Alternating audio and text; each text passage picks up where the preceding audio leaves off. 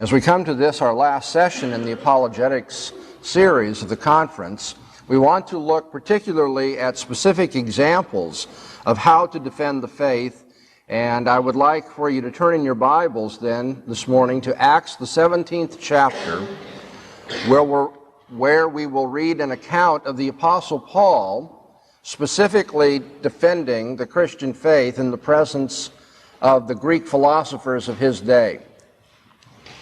Acts chapter 17, and we'll begin the reading at the 16th verse. Just so you understand the setting, Paul has come to Athens. He's on his way to Corinth eventually, but he's waiting there in Athens for his missionary colleagues to meet up with him. And Athens, you must remember, was the center of philosophy in the ancient world.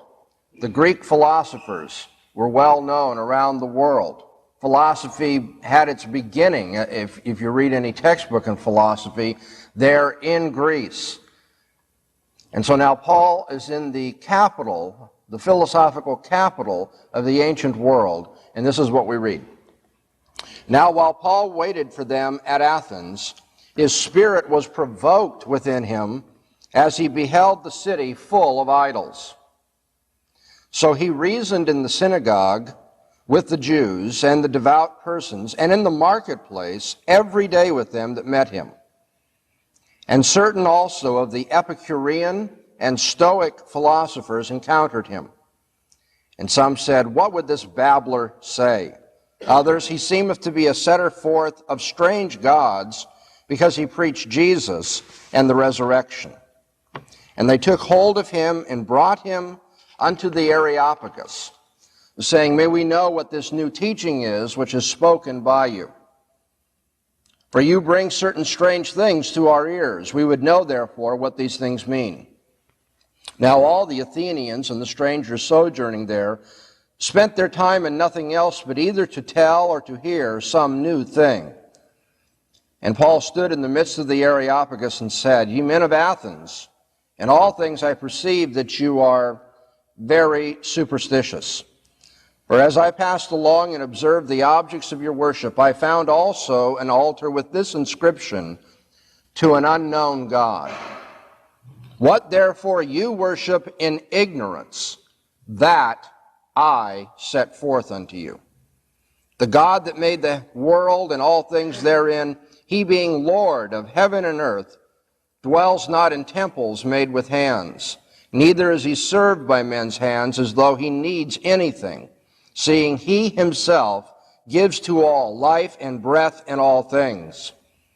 And he made of one every nation of men to dwell on the face of the earth, having determined their appointed seasons and the bounds of their habitation, that they should seek after God, if aptly they might feel after him and find him, although he is not far from each one of us. For in him we live and move and have our being, as certain even of your own poets have said, for we are also his offspring. Being then the offspring of God, we ought not to think that the Godhead is like unto gold or silver or stone, graven by art and device of man. The times of ignorance, therefore, God overlooked, but now he commands men that they should all everywhere repent, inasmuch as he has appointed a day in which he will judge the world in righteousness by the man whom he has ordained, whereof he has given assurance unto all men, and that he has raised him from the dead.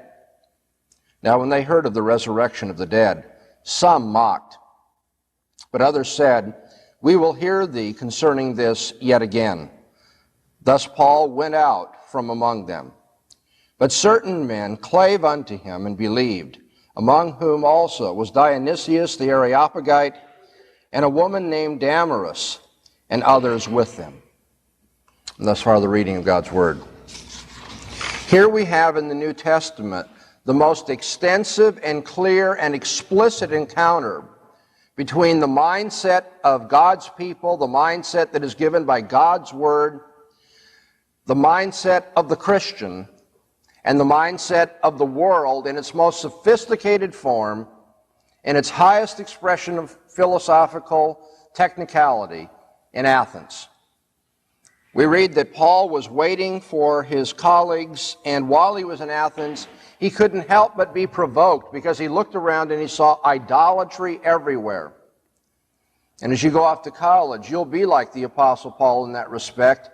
You're going to see idolatry everywhere, not because you're going to have people in your college dorm room that are bowing down to idols of wood and stone, but you're going to find people living for some kind of ultimate principle or pleasure that is quite contrary to Jehovah, the Lord of heaven and earth. You're going to see people that respect in their thinking a higher authority than God speaking in His Word. You're going to find people who do not respect the Lord Jesus Christ. They live unto themselves, and they live for some other ultimate commitment than to serve Him. You'll see idolatry in its many forms. You'll see probably expressions of the occult when you go to college. You're going to see expressions of hedonism when you go to college, and existentialism, and materialism, and on and on and on. And so here we have Paul, like you going to college, being provoked by the idolatry all about him. And the Bible says, so he reasoned in the synagogue and in the marketplace every day. Please make note of that. Paul didn't simply proclaim his point of view and tell everybody they have to believe it on his say-so. He reasoned with them. He argued with them. He presented evidence for his position. He dealt with what they believed and why it was wrong, and what he believed and why it was right. He reasoned with them every day. And then verse 18 tells us certain of the Epicurean and Stoic philosophers encountered him. That is to say, the two schools of Greek philosophy, which were prevalent in that day, had representatives there in the marketplace who apparently came across Paul, and they wanted to hear more of what he had to say. They didn't respect Paul, however. They didn't want to hear more from him because they thought he had some truth to bring. They wanted to hear from him because they wanted to ridicule him all the more. And we know that because we find that they said among themselves, what would this babbler say? The word babbler is not the best translation. Technically in Greek, it is, what is this seed picker saying? A seed picker was a reference to a gutter sparrow. Not a very pleasant image, a small bird that feeds itself from the gutter. And the gutter here is not the nice, polite gutters of America. It was the latrine in ancient Athens. And so they're likening Paul to this gutter sparrow. What is this babbler, this seed picker, all about? He seems to be setting forth different gods. They so misunderstood what Paul was telling them that they thought Paul was setting forth two gods, one named Jesus, one named Resurrection.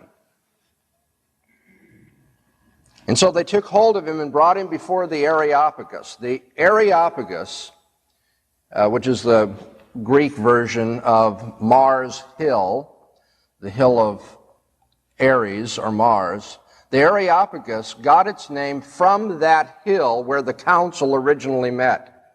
I don't believe in Paul's day that the Areopagus held its sessions actually on the hill, the Areopagus, but it continued to be called that. Paul later on goes out from among them, so the Areopagus here seems to refer to the council itself and not just the location that he's standing. And he's brought before the Areopagus, which had as its specific purpose in Athens to examine new teachers and to find whether what they're saying is acceptable or not. Way back when, Socrates was tried in Athens for setting forth new gods. And so you know that the city of Athens had that reputation. Luke comments it also had the reputation for a desire to hear any new thing. And I think about our own world today, how much we're like that too. You know, the TV has just satiated us. You know, that's why programs like Donahue and Geraldo and so forth are able to continue the way they do because people are looking for something new, something exciting, something strange, something out of the ordinary.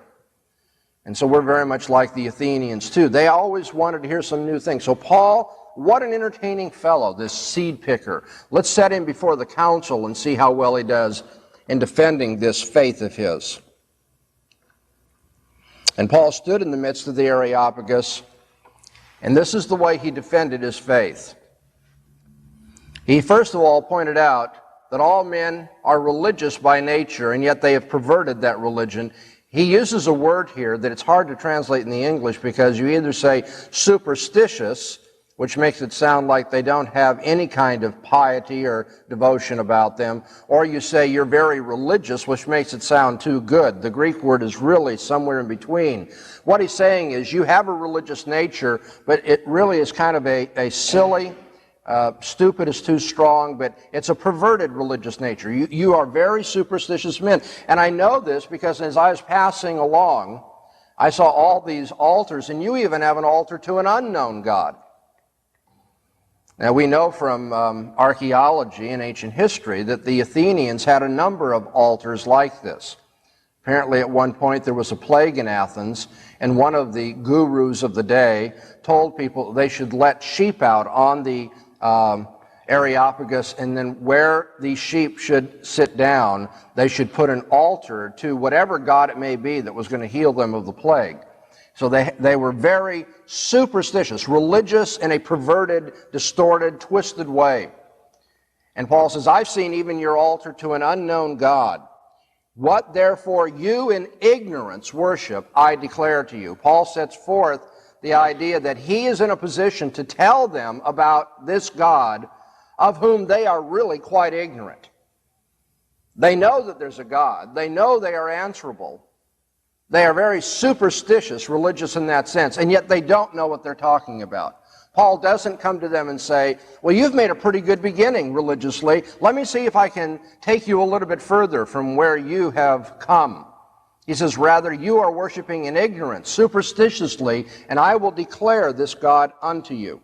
And then he goes and he sets forth the Christian worldview. He talks about creation, and he talks about providence, and he talks about the worship of God, and how all men are responsible to him. And so there, Paul, as it were, does not answer the fool according to his folly, lest he be like unto him. He rather answers the fool according to Paul's own Christian worldview, so that he can show that within the context of his worldview, reasoning makes sense, morality makes sense, worship makes sense, because he's going to go on to ridicule them, as it were, for their worship. He says on the one hand, now notice the internal contradiction in the Greek outlook. He says on the one hand, your own poets say, we are all his offspring. Verse 29, being then the offspring of God, we ought not to think that the Godhead is like unto gold or silver or stone graven by art and device of man. He said, if you really understood that you were the offspring of God, then you would know that God can't be worshipped in the way that you worship him. And when Paul was speaking, very likely on the hill behind him, the Parthenon was to be found, which was the temple in which all the Greek gods were worshipped. And Paul is saying very antithetically, you can see how he's setting his worldview against theirs, but showing the internal contradiction within theirs. He says, if you really understood that God was the source of all being, you would know that a temple like this back here is preposterous. God's not worshipped in that way. When Paul declares to them the providence of God and how all things are under his control, he tells us that the reason why God controls all things is so that men might feel after him. Now, the language of feeling after God here is the same language that Homer uses about the Cyclops when he loses his eye. He feels around. He's in the darkness. He's trying to find his way, but he's really blinded. And Paul is saying that kind of thing about them. You're feeling around in the darkness trying to find your way, and yet the strange thing is, Paul says, is God is not far from any of us. You in ignorance are seeking after this God. You even have some notion of worship, even though it's self-contradictory. You want to find this God, and yet there's something that's keeping you from doing that. But it's not God's fault. He's not far from any one of us, he tells us.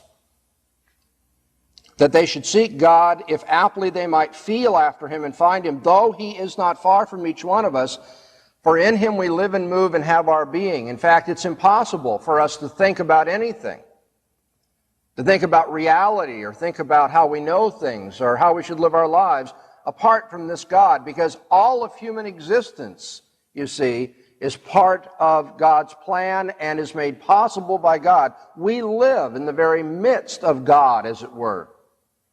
In Him we live and move and have our being. And then Paul says, as even your own poets have said. I'll show you how God is not far from each one of us. Even your poets end up having to bring testimony to the truth. They cannot escape the clear revelation of God. Now, obviously, they have distorted, they have perverted those things which they know. They've tried to make a God after their own image, but even in the process of making a God after their own image, they have not escaped the truth of God. It's kind of like sitting on the volleyball, you know, when you're in the pool. And you're pretending there is no volleyball. And yet you have to be in contact with the volleyball even to distort the truth about the volleyball. And so they are in contact with God. They know things about God, though they are going to distort and suppress an unrighteousness. And then in verse 30, Paul calls upon them to repent, because the times of ignorance God will no longer overlook.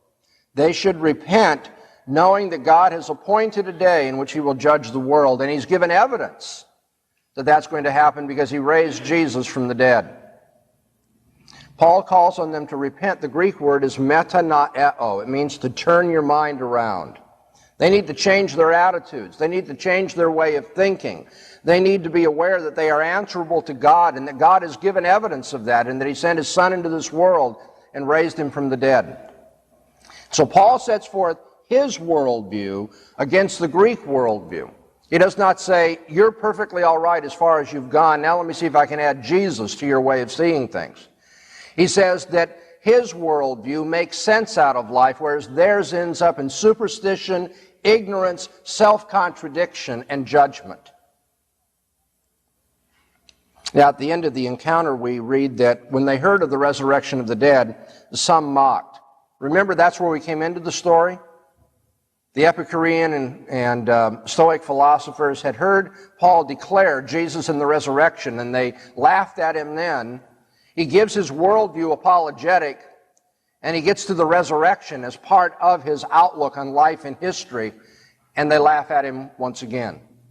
They reasoned in circles, if you will. They began with that attitude, they ended with that attitude. You need to be aware that people are like that. That didn't change Paul's strategy. It didn't change his confidence in the gospel. That sometimes people are going to make fun of what you believe as a Christian, and they're going to continue making fun of it. They're just not going to pay attention. Even though he has really silenced them, he's made fools out of them and shown how they are mistaken. The Bible does tell us, however, that there were people who wanted to hear more. You'll take even greater encouragement from that. There'll be some people who will say, I don't know what to say. I need to think about this. Can we talk some more? That'll be great. And we also have the assurance that, as the text goes on to tell us, certain men clave unto Paul, and two particularly, Dionysius the Areopagite, obviously a well-known citizen, having a title like that, and Damaris, some woman who apparently was a leader in that society as well, since Paul says nothing more except her name, and expects that people, or Luke tells us that people will recognize who she is. Some of the leading citizens did cleave unto Paul, and they did believe. The Holy Spirit does empower the witness of those who are faithful to His Word, and you will see results. There are going to be people who say, there's really no alternative. I need to turn into Christ. So here we have an example from the Bible of an encounter between the philosophers of Paul's day and Paul himself, who quite obviously understood the Christian faith and knew how to defend it and did so effectively. Now, if you were going to be like Paul, and you were going to encounter the secular philosophers of your day and the unbelieving worldviews of your day, what sorts of things might you say? Obviously, you're not going to go and talk about temples where God is worshipped with the device of men's hands and how absurd that is. You don't have a whole lot of that kind of idolatry around. And so you're going to do an internal critique of the unbeliever's worldview, talking about things which are more contemporary. And I'm going to give you at least 4 handles on apologetics this morning that you can use to begin or pursue a conversation showing the internal problems in the unbeliever's worldview. And I am confident that they are not so time-dated that they only work in the 1960s or the 1970s. These are enduring problems in the history of philosophy. And they will certainly continue to be problems that the unbelieving world is not able to answer throughout the history of mankind. I think the form of the problem and the way in which it's discussed may change, but you will be able to use these four problems, I think, very effectively when you're talking with people, trying to show why the unbelieving worldview doesn't make sense out of human experience. So let me talk about these four things. First of all, the question of moral absolutes. We have used this illustration a number of times at this conference already. The issue of moral absolutes in the area of ethics. Everybody you encounter is going to have a moral point of view. Even those who say they don't believe in morality will tell you eventually that you should believe that there is no morality rather than believing otherwise, which is to say they have a morality about no morality. That is, am I going too fast? You got that? They say people shouldn't believe that there is a moral point of view, but that shouldn't believe it is itself a moral point of view, a very perverse one, but nevertheless it is saying something about how you should live your life. No one can avoid giving a moral point of view. Everyone lives in this world and believes certain things are right and wrong, even if the only thing they think is wrong is in believing that anything is wrong. Now, how does the unbelieving world make sense of moral absolutes? Can the unbelieving world make sense of moral absolutes? Our answer is no, it cannot. We're asking which worldview makes human experience intelligible. And now that aspect of human experience we're talking about is judgments of right and wrong, and acting as though that there is good and evil in this world. Which worldview can make sense of that? Let's stop and ask ourselves, what are the options if you're a non-Christian? From the Christian standpoint, there is right and wrong because there is a God who is eternal and personal and who reveals himself and shows us what is unchanging good and what is evil by contrast. But in the non-Christian worldview, you cannot take good to be whatever God has revealed about his own holy character because you don't believe in this God. So then what is the definition, what is the standard of good if you're a non-Christian? And there are two basic outlooks on this. I'm going to try to simplify all of secular ethics for you this morning. It'll be oversimple, but I trust helpful. The unbelieving world will say that good is what evokes approval, or on the other hand, good is what achieves certain chosen ends. On the one hand, good is what evokes approval, and then there are schools of thought that say good is what achieves certain ends. Let's begin with the first of those options. Good is whatever evokes approval. There are two forms of this outlook on ethics. The one says that good is whatever evokes social approval. The other says good is what evokes your individual personal approval. That is to say, the evoking of approval is either society at large or the individual himself, herself.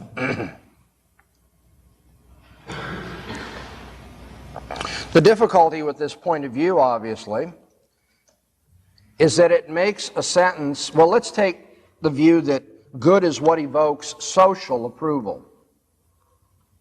If that is the case, and we are consistent with that approach, you're going to answer the fool according to his folly, lest he be wise in his own conceits. Let's take this philosophy and see where it leads us.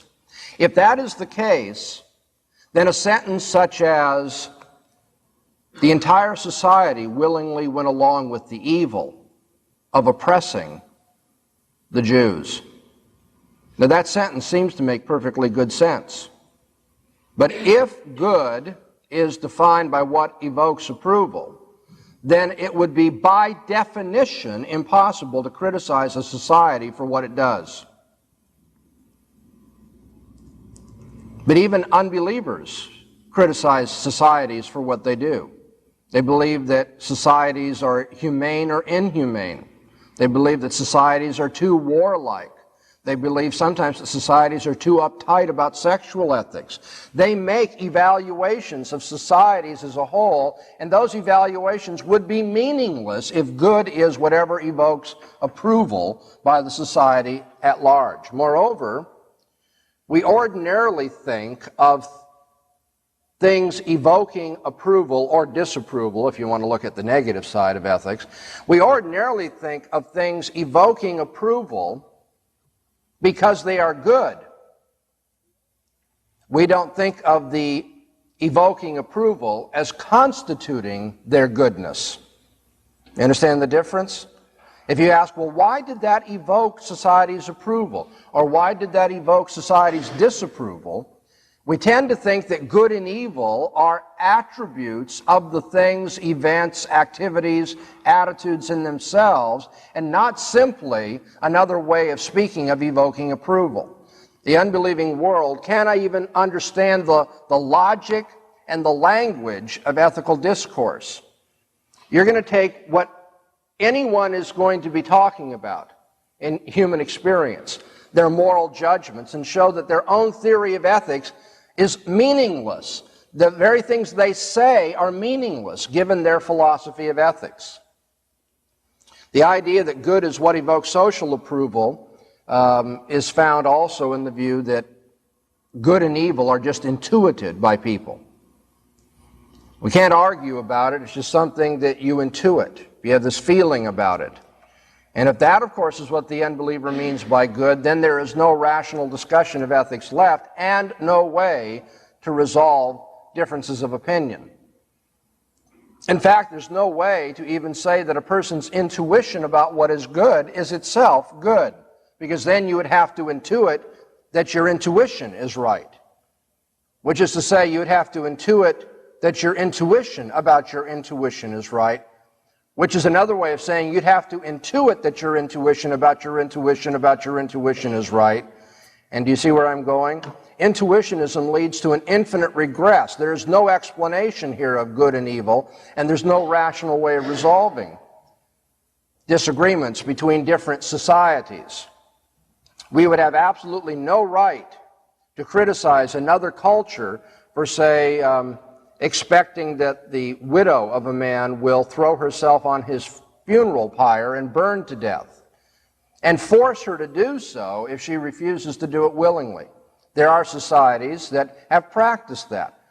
Not many unbelievers want to say, hey, well, it's different strokes for different folks. I guess if that's what they think is good, they go ahead and do that.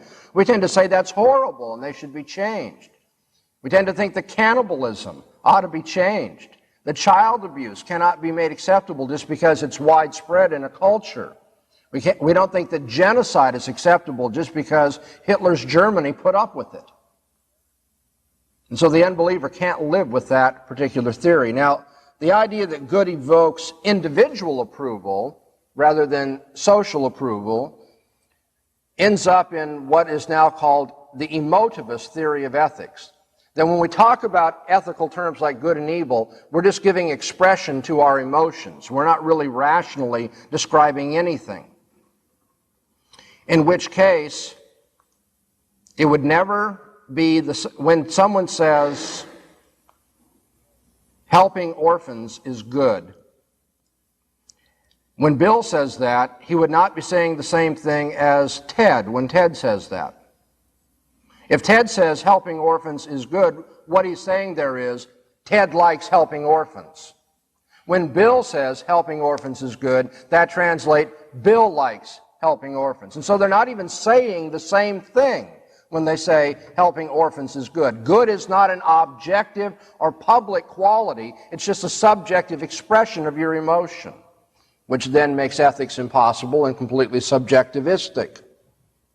So this idea that good is what evokes approval, either social or individual, doesn't make any sense, cannot make meaningful the judgments on ethics that every unbeliever makes. And so we go the other direction. How about the idea that good is what achieves chosen ends? That is to say, something is good when it leads to a certain consequence, when it's the means to a particular end. Utilitarians tell us the good that we should try to achieve, the consequence that we are aiming for, is the greatest happiness for the greatest number of people. Hedonists that are egoistic, on the other hand, tell us the good we should be looking for is our own individual happiness, pleasure, and well-being.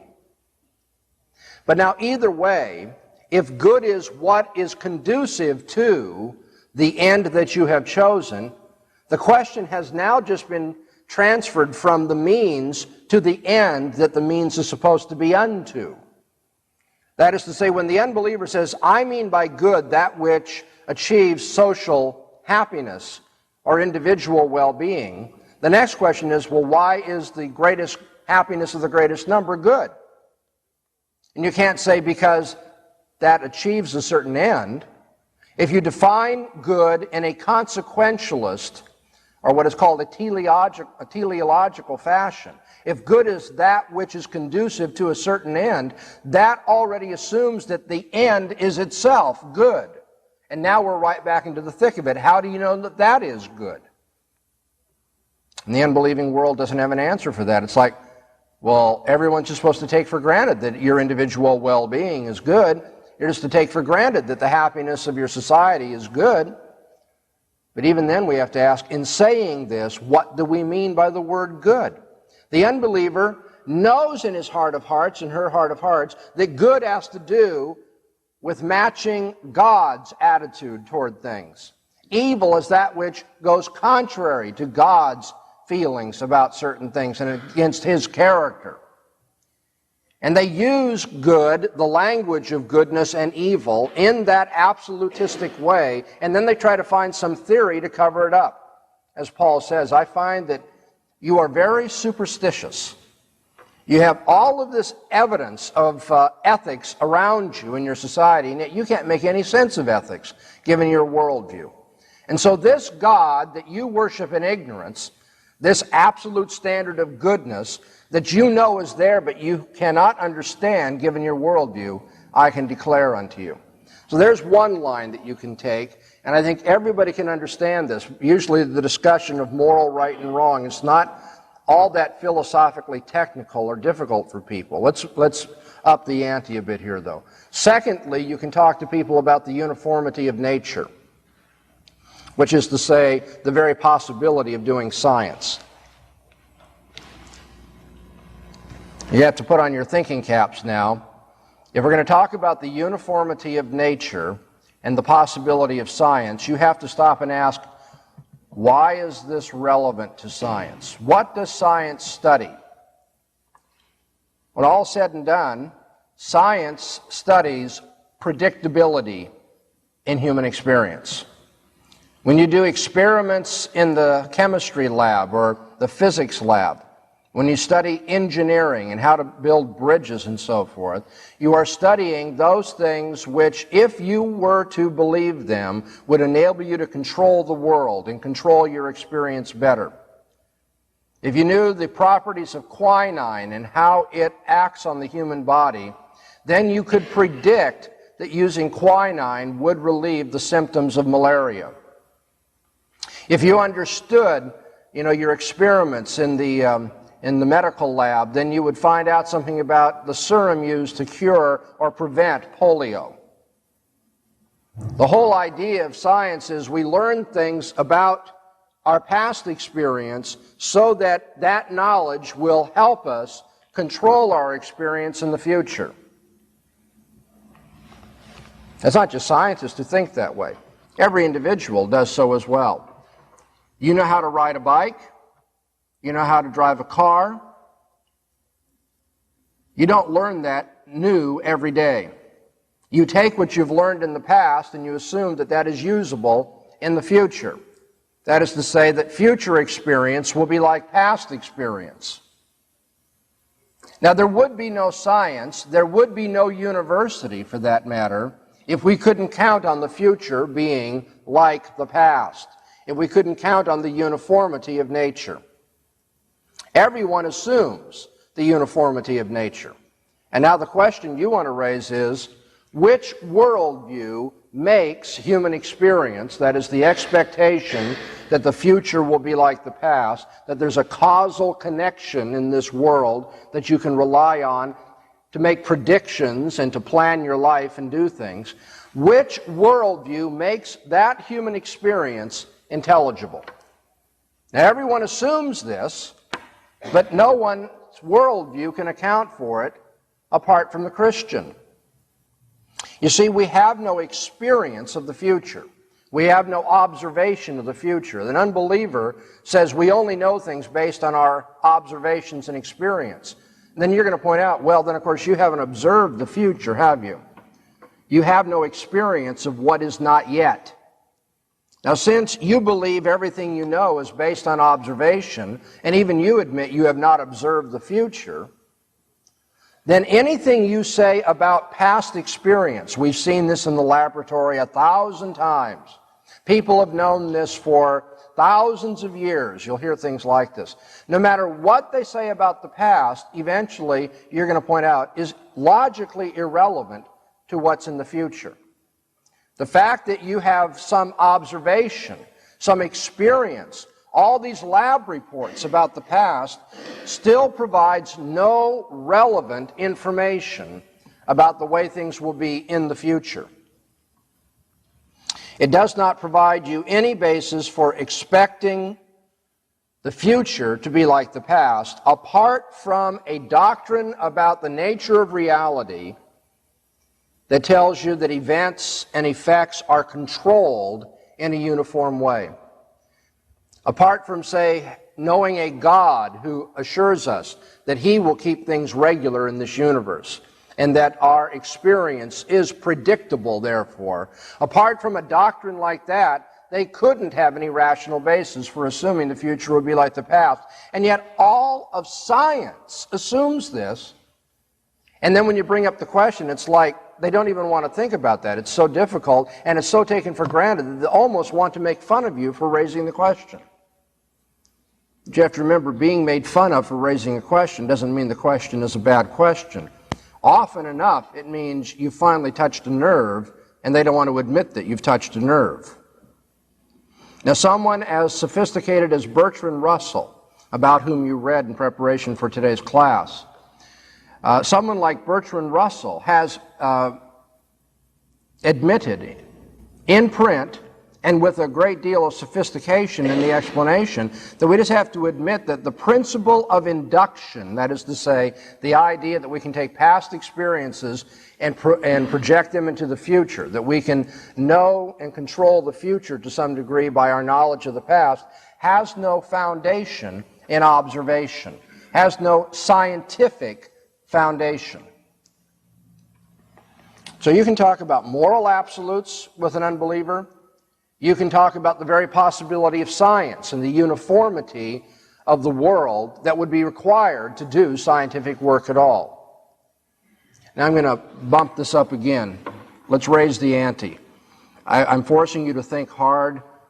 This is going to be the hardest one of the day. After this, it's downhill. Another problem that unbelievers have, no matter what version of philosophy they use, whatever worldview they have, is that unbelievers have got to talk about the possibility of universals and laws. That is to say, they have got to talk about concepts and logic. In order to understand this challenge, we need to take a moment and explain what a universal is. You all know the story of Huey, Dewey, and Louie, right? When you see Huey, Dewey, and Louie out on the pond, you say there are three, what? Oh, we're awake. Come on. 3 ducks. Very good. Okay. Now, what does this term duck refer to? Does it refer to Huey rather than Louie? Or does it refer to Dewey instead of Huey? Which one is it? What do you mean, all of them? If you, as an unbeliever, hold that the only thing that exists are particular experiences, then you can't say that a word applies to many things. A word can only apply to one thing at a time. When unbelievers use general concepts like duckness or hoarseness or goodness, for that matter, they are not talking about something that they have experienced. Now, you're going to say, wait a minute, they have experienced, because they've experienced, through observation, Huey, Dewey, and Louie. Ah, that's true. But what they have not experienced is duckness. And you know how I know they have not experienced that? Because this is not very pleasant, but you could make dinner out of Huey, Dewey, and Louie, but you can't make dinner out of duckness. You see, duckness is not the same kind of thing as a particular in this world. It's a concept, right? It's not a physical object at all. And so when unbelievers talk about general concepts, they need some worldview that makes human experience intelligible. You need to ask, what view of the world makes meaningful your discussion of concepts or universals like duckness or atomic structure or love, for that matter? How can you have general concepts in a world that you say is made up only of physical particulars? Now, real quickly, so that you see some of the difficulty of this problem that I'm summarizing so quickly, you're going to have people who say, no, we do have an experience of duckness. And here it is. Now, your experience of that word written on the board is a sense-based experience. That's something physical in the world. And duck is just a word that we use for things that we see having common features. Duck is just then the language itself, rather than an immaterial concept. And I want to show you how easy it is to refute this point of view. Let's assume that this written up here on the board is duckness. All right, you all know the concept of duckness, and it's right there on the board. There goes duckness. It don't exist anymore. If the unbeliever seriously believes that concepts are nothing more than the physical airwaves that we hear audibly or see with our eyes, a physical thing written down, then what you need to do is you need to point out that if we eliminate those physical objects in the world, then there is no more concept of duck. When I teach philosophy, I have a lot of fun with new students by asking them, what is their name? Okay, and let's say we have a student who says his name is Jim, and then I'll ask him, is that your name? Yeah, that's my name. Seriously, that's your name? You don't want to be more precise? No, that's my name. What are you getting at? And I say, well, if that is your name, you're now nameless. And all of a sudden, you see, the light dawns. Wait a minute, that's not my name. That is an instance of my name. That is a representation of my name. That's one example of my name. But I've got a name even when no one is saying Jim, and when it's not written down on a piece of paper anywhere.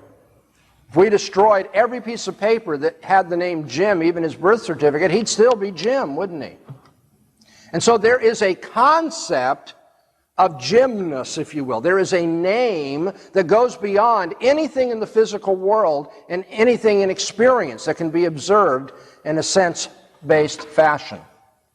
And so it is with duckness and love and justice and any number of things. Concepts are not material objects. Concepts are abstract in character, abstract and universal.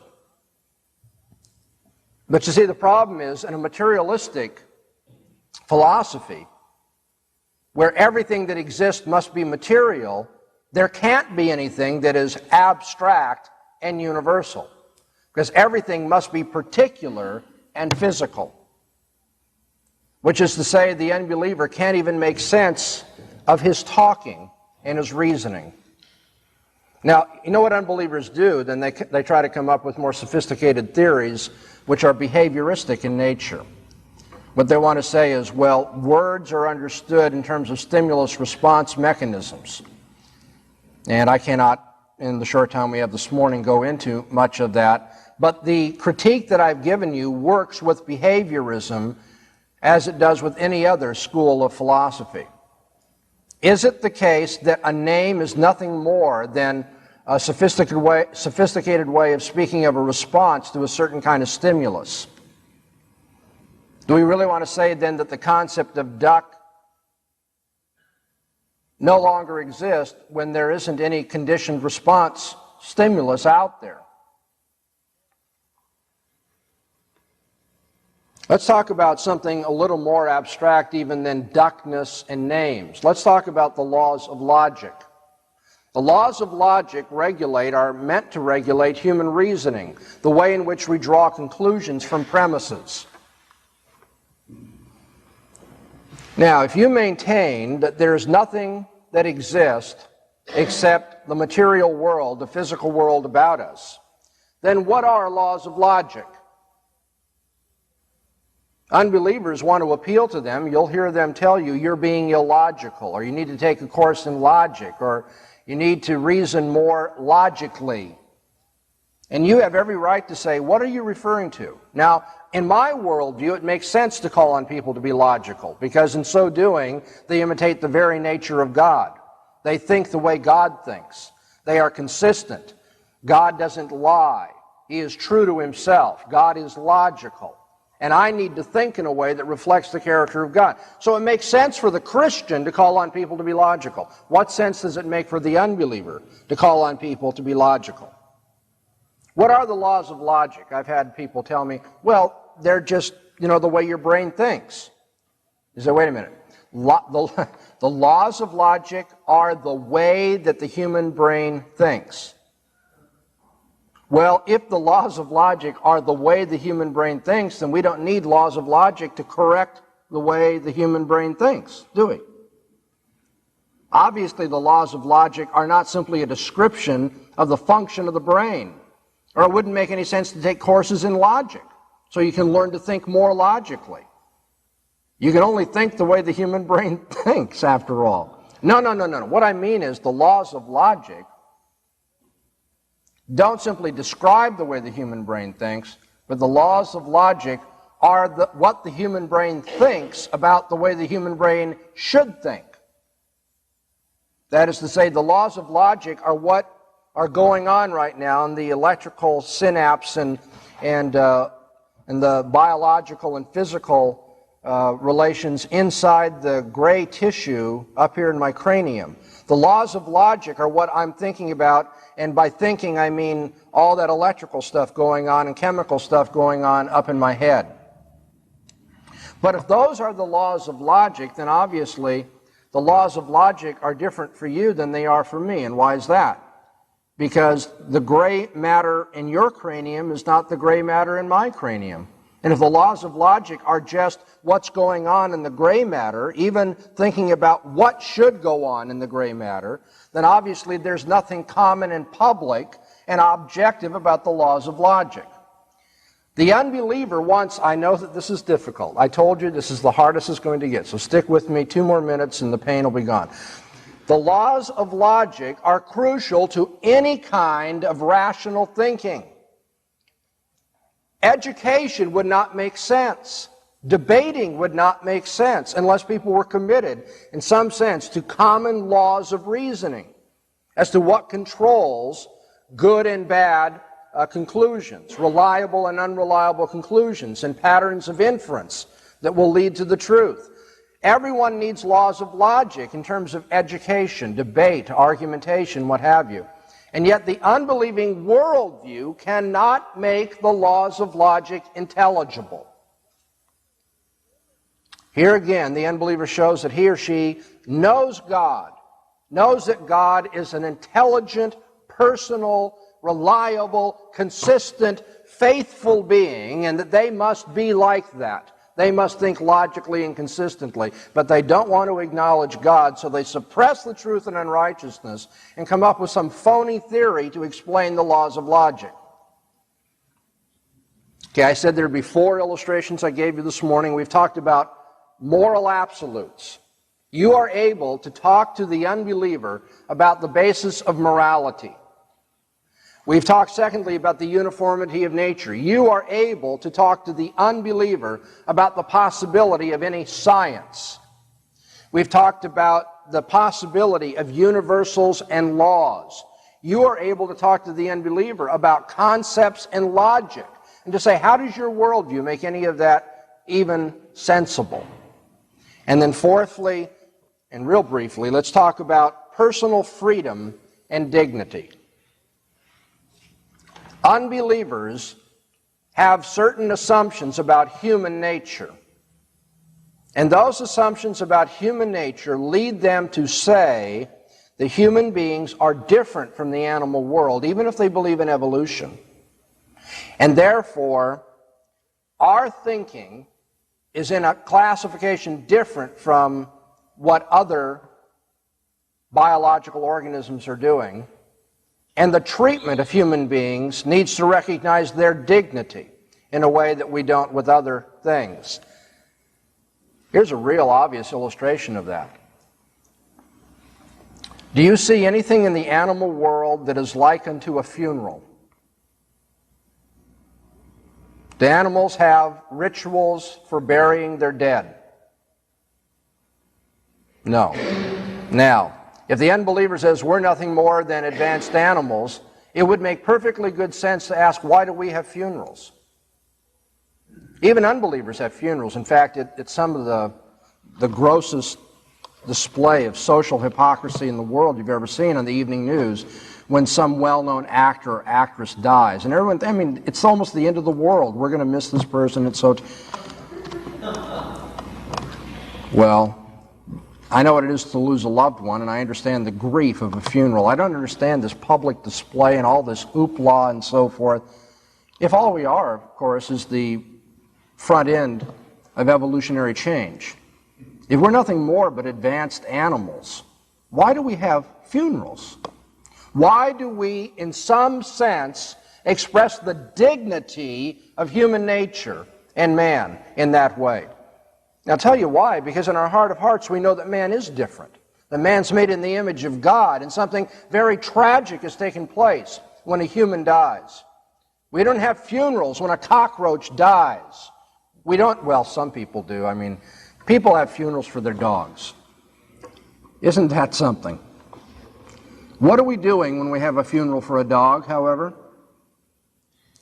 I mean, besides making fools out of ourselves, we are personifying the dog, treating the dog like a human being.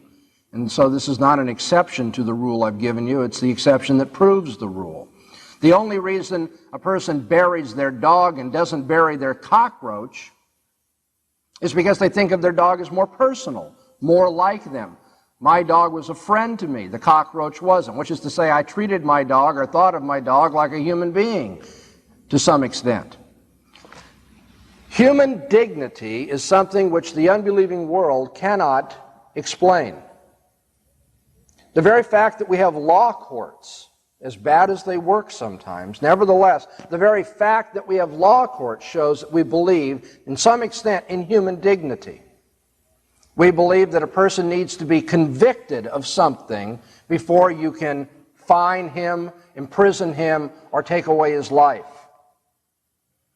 But again, if this is a dog-eat-dog world, if there is no God, then why do we afford dignity any more to human beings, trying them, than, say, before we slaughter cattle and then eat them in our steak dinners?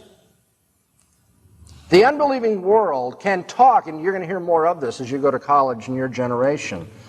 The unbelieving world wants to talk about all living things being equal. All life must be respected. And if that's the case, then you need to learn to press to absurdity the worldview that says that kind of thing. If all living things have equal dignity, it will not be enough to become a vegetarian. You ever stop to think about how absurd it is when you hear people say it's cruelty to animals to eat them?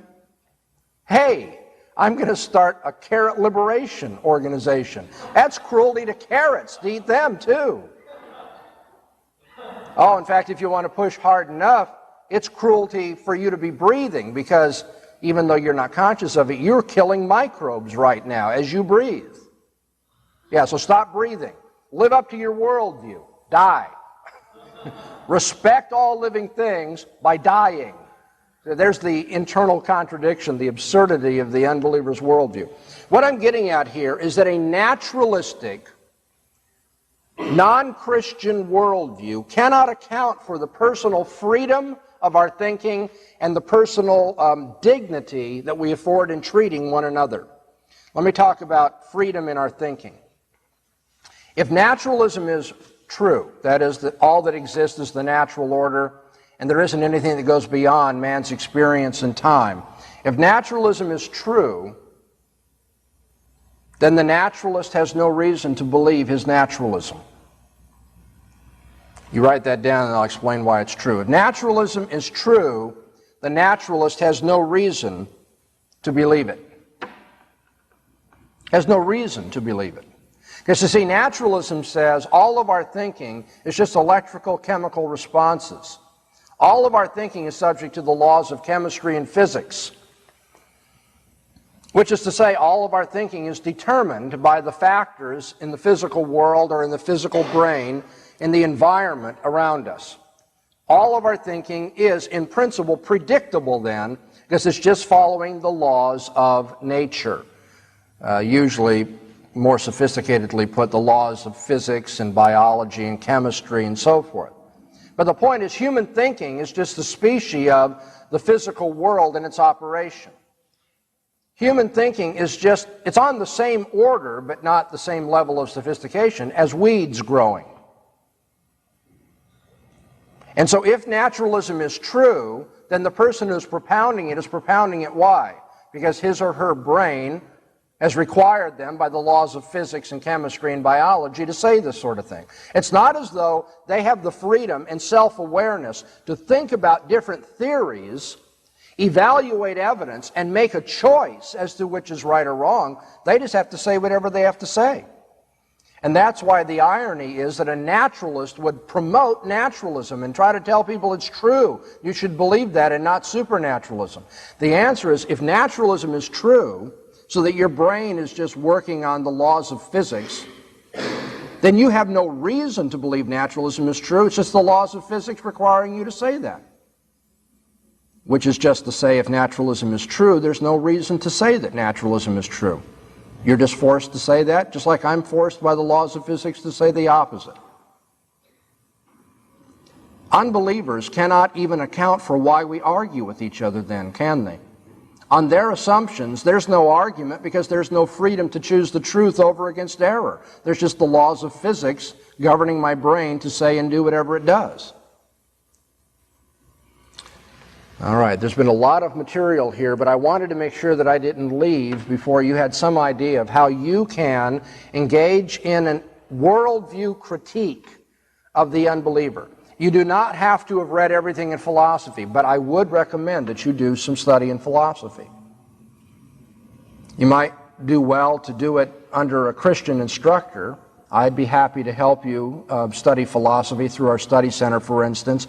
Or when you go to school, make sure you have a Christian or a Christian textbook that you're looking at. But you should become more familiar with these terms, with these concepts and ideas, so you can talk intelligently and you can have more confidence in what you're doing. But even if you haven't mastered the field of philosophy, you can do what I've taught you in this conference. Get the unbeliever to keep talking, and he or she will finally give you the rope with which you can hang them. And here are some of the ropes that you can hang them with. Moral absolutes. The uniformity of nature, therefore the possibility of science.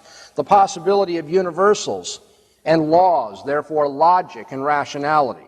Personal freedom and dignity. Learn to talk to people about these things. They are enduring problems in the history of philosophy, regardless of the school of thought that you come up against. All right, let's see if we can put this into more concrete form by looking at two illustrations of apologetics. First of all, you have listened, if you did your preparation, to a tape of a dialogue that I had with an atheist whose name was George Smith. George Smith wrote the book, Atheism, the Case Against God.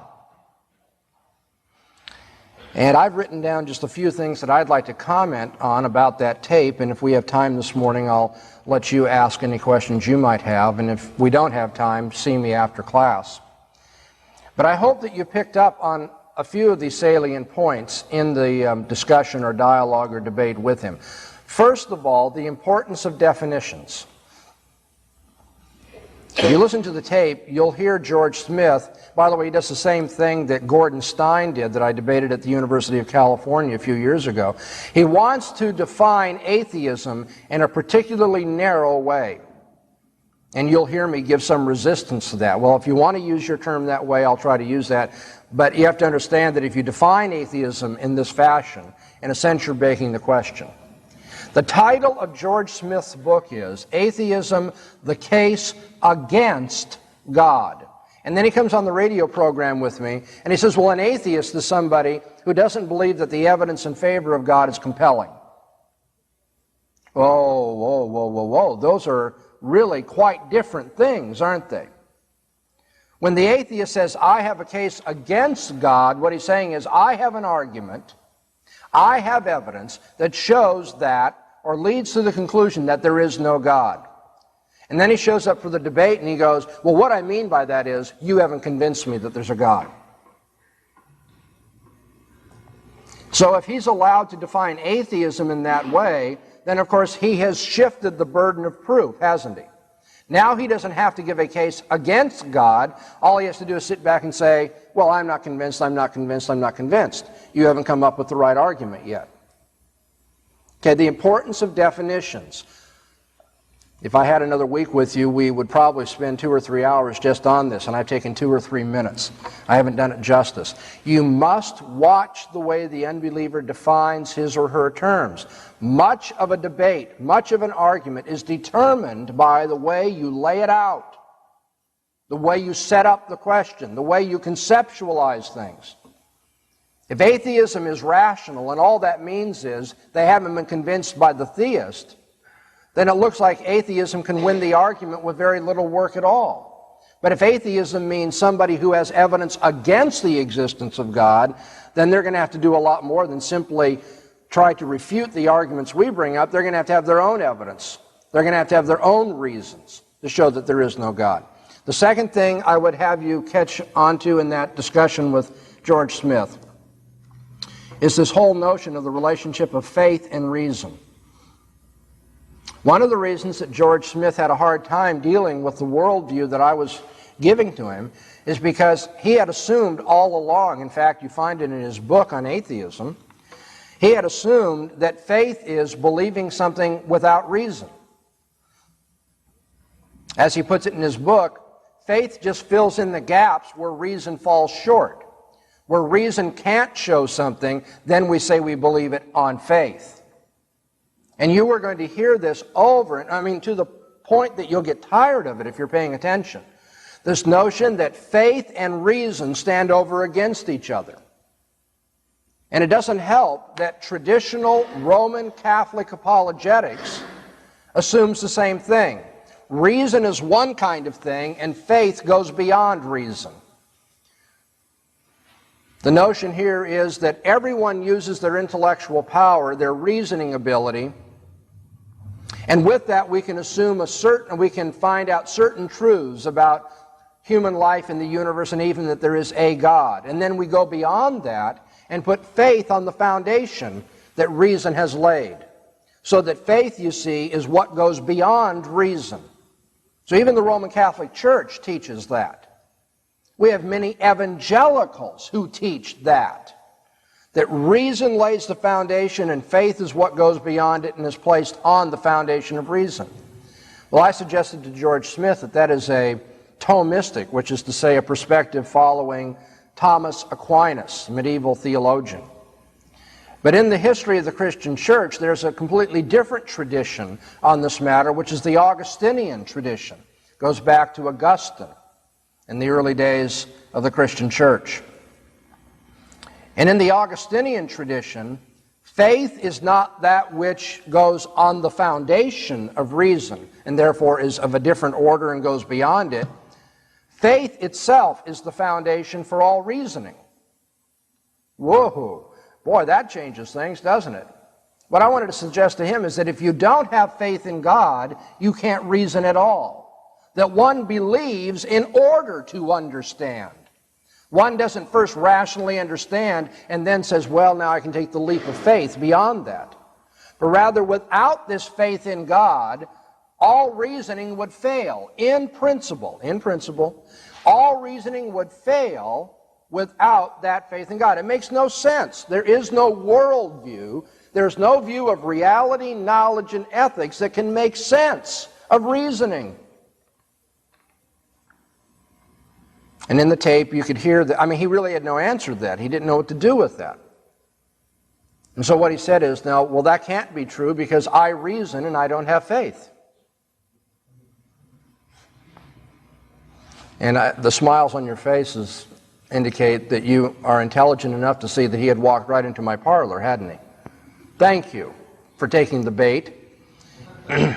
Because what he was saying is, well, I guess I do know God in my heart of hearts, even though I refuse to acknowledge it.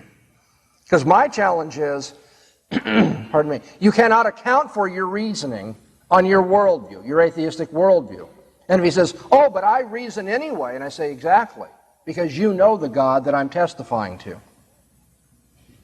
And so you heard, if you listened to the discussion, I said, well, George, that's because we believe that in your heart of hearts you do know God.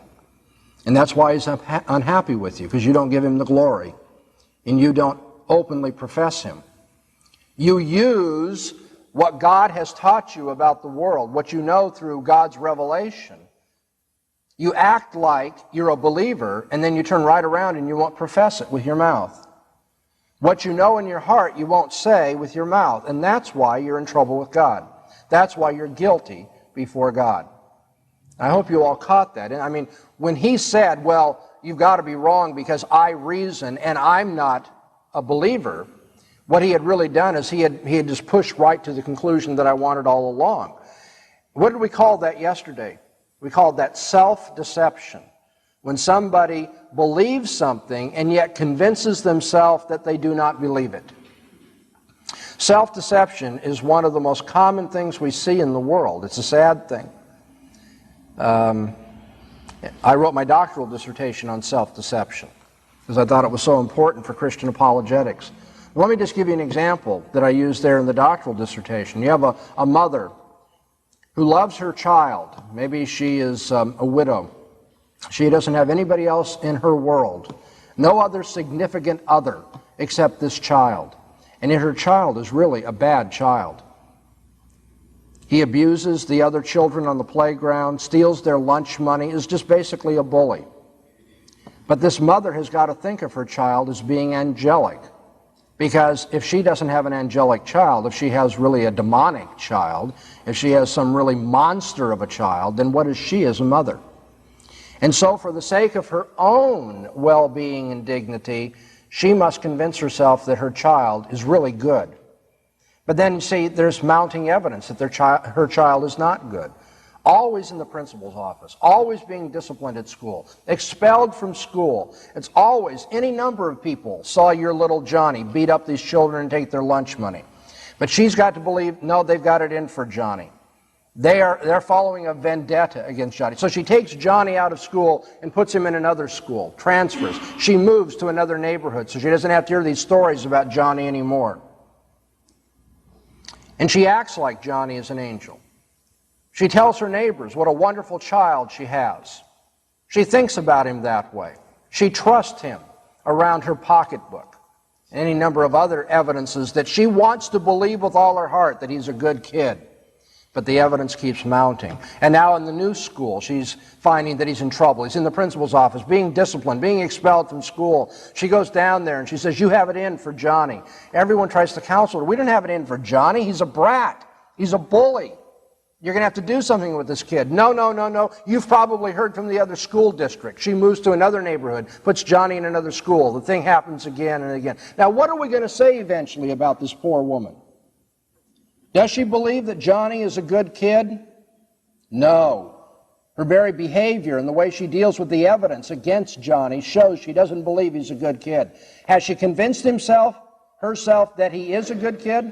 Yes, she has. That's why there's evidence that she treats him in this way and she promotes him and says he's such an angel when she meets the new neighbors and so forth. Here is a woman who classically knows the truth and has deceived herself about it. Now that is just a little microcosm, a little way of seeing what unbelievers do all the time. They know God in their heart of hearts, and then they go about finding rationalizations to not have to acknowledge it. And the rationalizations may not be as crass as the ones in the story of the lady with the bully child that I've just given you. They may be very sophisticated. They may be rationalizations that come from a person that's a real smooth talker, who has plenty of educational experience, PhDs galore. And he or she can hide their desire to run away from God in a very convincing, persuasive way. It's obviously convinced or persuaded them. And yet they could not talk about rationality. They could not talk about science. They could not talk about human dignity and freedom or moral absolutes, given the worldview that they are promoting. And so when they do talk about these things, they are showing that they are self-deceived. They know God in their heart of hearts. That's what you were hearing in that little part of the dialogue with George Smith when I confronted him and said, "George, you really do know this God, even though you don't admit it." Thirdly, I hope that you noted in the dialogue with George Smith that he had no reason for being rational. He wrote in his book, he thought he was ridiculing Christians when he said this, by the way, that he didn't want any irrationality, any faith statements. People must be rational, he said, because otherwise it's not conducive to human life. And what I asked him was, "George, why should people be rational?" And then before he answered, I said, "Now I know in your book you say because it's conducive to human life. But why should people do that which is conducive to human life?" It's kind of like, duh. I've got this end I'm pursuing, but I'm not sure why I'm pursuing it. And I said, now given my worldview, it makes sense to tell people to be rational. We have to think God's thoughts after him, and he's consistent and rational, so that's fine. What I don't understand is why on your worldview people have to be rational. Fourthly, the discussion of abstract concepts, which began with George Smith, continued with the telephone callers, one in particular named Max, who got very upset. You all know how Max got upset. Finally, just wanted to end the conversation. There again, and I am concerned, of course, for Max's salvation, so don't take this humor in the wrong way. But what I told you is apologetics. It's not my job to change his heart. That's what the Holy Spirit does. It is my job to close his mouth. And in his case, he gave an open demonstration of that when he just wanted to end the conversation. Well, enough of this. And of course, he will say to the people that he talks to and his friends that he ended the conversation because of this stupid Christian over here who couldn't understand things. But you listen to the conversation. It's pretty clear, isn't it, who didn't understand things? Not that he's going to be willing to bite the bullet and say, I didn't have an answer. But I said, where do these laws or concepts come from for you? And he said, well, the human brain does. I said, you don't want to say that. Wait a minute. Because on your worldview, the human brain, which is made up of matter and controlled by biological or chemical or physical laws, deals only with particulars. But concepts are universal. Concepts are immaterial. So that isn't the answer you want to give. And he said it's just natural. For which now my circle of friends have a joke going saying we've been looking for these laws in the natural world. I asked him, where are they growing, these concepts? Can we find them in California anywhere? Which was a way of, I hope, not ridiculing him, but using some holy mockery of his worldview. The possibility of abstract concepts, abstract concepts become impossible is what I want to say, given the atheist worldview. We talked about the uniformity of nature. George Smith said, well, that's just the physical qualities of things, right? It's just the attributes of matter that we see, and that's why we expect the future to be like the past. Last night I already answered that for you. Well, why are the attributes of matter that we know from the past those which we expect to be true of matter in the future? And then one more thing that you should have picked up on in the tape is when one of the Christians who called in confronted George Smith about the origin of life. And I sat there, I wasn't but 3 feet away from him, and I just looked him in the face and I was appalled at the way he answered this caller. The caller wanted to know what the origin of life is, and he just said, I don't know. That's for the scientists to decide. I'm saying, whoa, wait a minute, George. If you're going to give us a view of the world, if you're going to give us your worldview, talking about the nature of reality and how we know and how we should live our lives, you can't just throw away one of the most difficult questions in the history of philosophy. You can't just throw away what people in all cultures have wanted to know. Where does life come from? And he just want to say, oh, well, it's up for the scientists to decide. And then he has the audacity to ridicule my Christian brothers for being arbitrary and believing things on faith. Do you see the hypocrisy of that? Well, it's for the scientists to decide. Well, what happens to rationality, George? What happens to your critical mindset, George? Just whatever the scientists say, George, they become your priest? You make fun of Christians for believing what the preacher says just because it's in a book. And you do the very same thing. The difference is you've chosen somebody else to be your priest.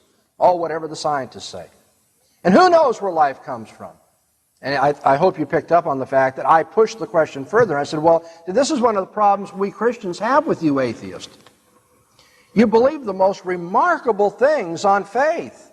You have your miracles too. Life comes from non-life. What a remarkable thing to believe.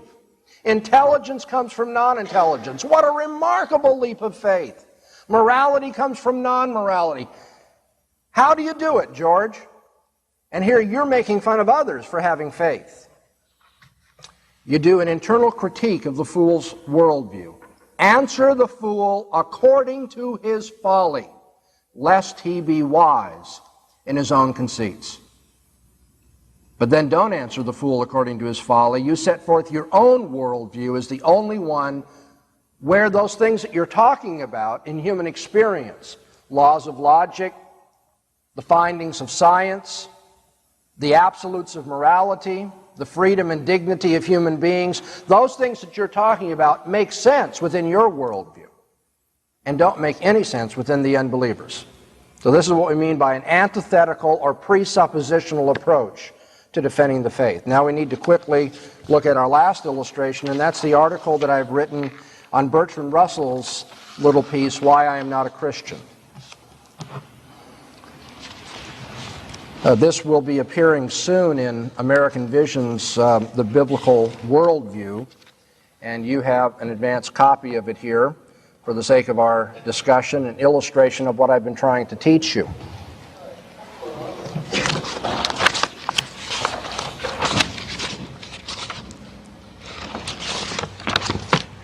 I give a little bit of background on Bertrand Russell at the beginning of the article, pointing out that he was a controversial figure in 20th century philosophy, but a well-respected figure in 20th century philosophy. And yet a man, for all of his dignity as a philosopher and his reputation, a man who changed points of view more times than you would expect of a very intelligent person. This shows, in one sense, Russell's integrity, that when he ran into problems with a particular philosophical outlook, he realized that he couldn't just, entrench himself and try to rationalize and defend it to the hilt. He was a man who was willing to change his mind. That's good. What's bad is the fact that he kept changing his mind showed that he didn't really have a foundation for what he believed. He didn't really know what life was all about. Even though he was respected is revered by students. In fact, you read some of the stuff that his students wrote about him, and it's almost like he walked on water. He was a very intelligent man, and yet he didn't know what everything was about. He couldn't come up with an epistemology, a theory of knowledge, that avoided certain internal problems, and he himself recognized that, and even his better students will write. Russell himself didn't have an adequate answer for some of these problems. And yet, this same man knew very well that Christianity was wrong. Now you need to put these two things together about what you know about Russell, because they make an interesting dialectical tension. On the one hand, Russell said, we really can't come up, or we haven't yet come up, with an adequate theory of knowledge. But even though we haven't arrived at that, we know that you aren't right. Nobody knows for sure, Russell said, but we know that you're wrong, you Christians.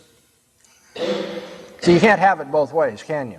You can't say nobody knows for sure, or I haven't got an adequate theory of knowledge, but on the other hand, I do know that you don't know what you're talking about. Just won't work. He's got to have some viable alternative on the basis of which and in terms of which he attacks the Christian faith. I point out next in the article that Russell was hostile toward religion in general and Christianity in particular, saying that religion was really an impediment to human progress. I quote him as saying, I am as firmly convinced that religions do harm as I am that they are untrue. And we see a defined expression of his own atheism and materialism in his article, A Free Man's Worship. This is what I quote him as saying there. Brief and powerless is man's life. On him and all his race, the slow, sure doom falls pitiless and dark. Blind to good and evil, reckless of destruction, omnipotent matter rolls on its relentless way. And in the face of that nihilism and ethical subjectivity, Russell called men to what he thought was an invigorating free man's worship. He said, to worship at the shrine that his own hands have built, undismayed by the empire of chance. Oh, these are stirring words, but look at what he's saying. Omnipotent matter rolls on its relentless way. This is a chance universe. Only matter exists. And yet, on the other hand, he says we are to assert our own values in the face of that blind, relentless matter. Values? There are no values in a universe that's made up only of matter. So here you have a man who was a brilliant man, a good public speaker, could write stirring prose like that, and yet openly contradicts himself. Has a worldview that cannot even make sense out of his own speech here. Now, why did Russell say he couldn't be a Christian? Well, I give 4 reasons in the article that summarize what he said in his article, Why I Am Not a Christian. He said, because the existence of God cannot be proved by unaided reason. What I go on to say in the article is, unaided reason can't prove anything. And that's demonstrated in terms of what I've shown you this morning. Russell had no answer for the uniformity of nature by his own admission. He said, past observation cannot lay a rational foundation for future expectation. And yet he continued to act like we could be scientific. Russell said that there are serious defects in the character and teaching of Jesus, that he wasn't the wisest and best of men, but inferior to Buddha and Socrates. And yet Russell also says that there's no foundation for objective and absolute values. Now, if you don't have an objective value by which you evaluate Jesus and Buddha and Socrates, then how can you say that one's inferior or superior to the other? Russell just shot himself in the foot, didn't he, in trying to argue that way. He says that people accept religion on emotional grounds, which is not worthy of self-respecting human beings. At the end of the article, I point out that Bertrand Russell didn't have good intellectual grounds for what he was saying, and that we need to look elsewhere for why he hated Christianity so much. What I'm suggesting is his was an emotional aversion to Christianity, just as much as he said Christians and religious people, on the basis of emotion, believe what they do. That is to say, he was guilty of the very thing he was accusing others of. And finally, he said the Christian religion has been and still is the principal enemy of moral progress in the world. But of course, the whole notion of moral progress requires for its meaning some absolute standard of value in terms of which things progress or are retrogressive. And we've already indicated Russell didn't have any such absolute standard whatsoever. In fact, on his view, history wouldn't have any meaning whatsoever, much less a progressive view, a meaning that shows progress in history. Now, I've run out of time, and that's why I've had to hurry through this article, but since you have it in your hands, you can go and look at that and examine it more. I hope that you will see in the article an illustration of the principles of defending the faith that I've been laying out for you these last few days here at our conference. At the opening of the article, there is a summary of the approach to apologetics, which I am using in this series for American Vision, and which we hope will become a book on apologetics someday. And that summary should work to a certain degree in summarizing for you what I've been saying at this conference as well. In conclusion, let's remember the stirring words of the Apostle Paul in 1 Corinthians chapter 1 at the 20th verse. And make that the motto of what we do when we go out into the world, we go to college, wherever we may be. And we need to defend the faith. And we recognize we're dealing with somebody who's got an antithetical worldview, a whole system of thought and philosophy which is, in principle, contrary to what we believe as Christians. Paul said, "Where is the wise? Where is the debater of this age? Hasn't God made foolish the wisdom of this world?" And when you take that approach to apologetics, you have to end up where Paul ended up, thanking God that in his own wisdom, which the world considers foolish, he was willing to save us by the power of the cross of Jesus Christ. The reason why we have hope in doing apologetics is because we know that God was powerful enough to save us, to change our minds, and to bring us into his kingdom, the kingdom of his dear Son. And for that reason, our labor will not be in vain as we try to defend the faith with others. That the same God who drew you into his kingdom can draw others as well. Your job is not to change their hearts. Your job is simply to be faithful. Do your best to close the mouth of the unbeliever. Lay out a true, a pure, a faithful witness to the good news of Jesus Christ. And the Holy Spirit will do the work of drawing people in. Thank you very much.